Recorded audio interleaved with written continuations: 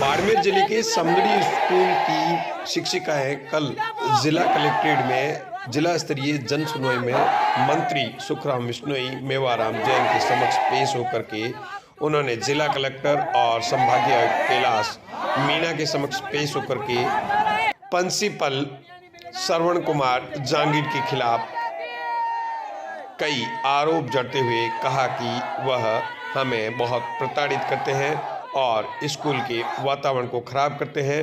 साथ ही कई गंभीर आरोप प्रिंसिपल पर लगाए थे। उसके बाद में मंत्री सहित अधिकारियों ने इस मामले को गंभीरता से लेते हुए तत्काल प्रभाव से प्रिंसिपल को हटाने की अनुशंसा कर दी थी।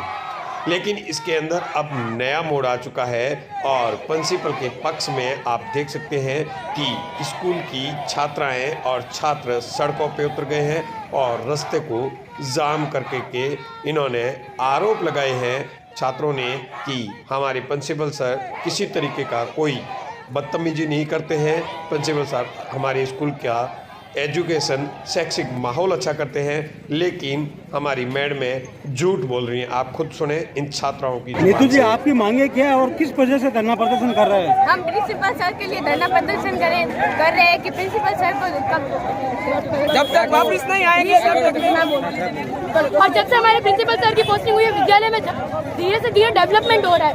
ऐसे ही जो मैम बातें फैला रही है कि सर ने उनके ऊपर आरोप लगाए या फिर उनके साथ गाली गलौज का प्रयोग करते हैं, उन्हें रात को 11 बजे विद्यालय बुलाते हैं, ये सारी बातें बिल्कुल झूठी है। और हमारा आंदोलन तब तक चलेगा जब तक हमारे प्रिंसिपल सर के ऊपर लगे सारे झूठे आरोप हटाए नहीं जाते और पूरा साल को विद्यालय में नहीं ला जाता, तब तक हमारा आरोप चलता रहेगा और आंदोलन चलता रहेगा। प्रिंसिपल सर क्या मैम के साथ गाली गलौज अश्लील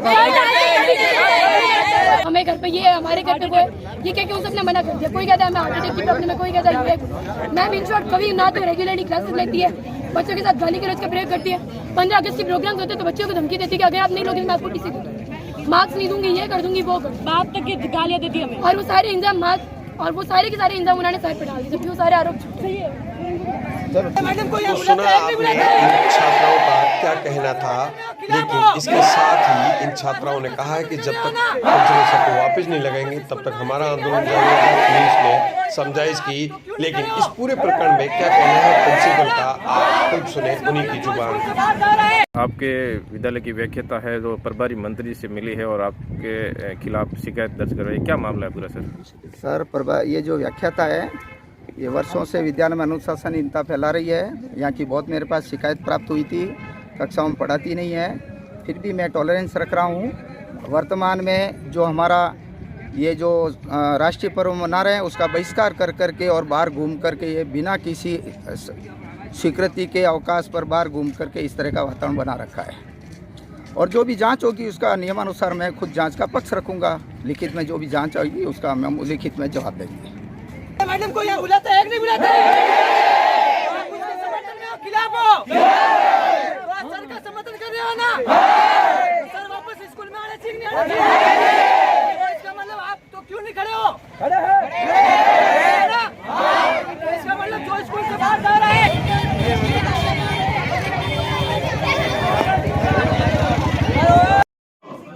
इन सबको सुनने के बाद में एक बात जरूर सामने आती है कि किसी प्रिंसिपल के खिलाफ स्कूल की सारी महिला शिक्षिकाएं विरोध में उतर जाती है और मंत्री सहित जिला मुख्यालय तक पहुंच जाती है। ऐसे में कहीं न कहीं कुछ दाल में काला जरूर है।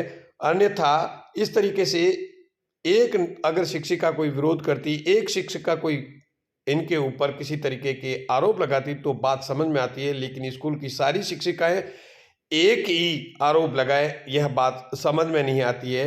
ऐसे में कुछ न कुछ जरूर मामले में दाल में काला है। अब इस मामले में प्रशासन को उचित जांच करके पूरे मामले का दूध और पानी का पानी करना चाहिए। और क्या कहना है स्कूल की शिक्षिका का आप खुद सुने उन्हीं की जुबान। और प्रिंसिपल श्रवण कुमार जांगीर की शिकायत लेकर आए हैं, क्योंकि वो हमारी एक महिला उत्पीड़न के तौर केस आता है। महिलाओं के लिए वो कटाक्ष करते हैं, महिलाओं को मतलब लूज टॉक्स करते हैं।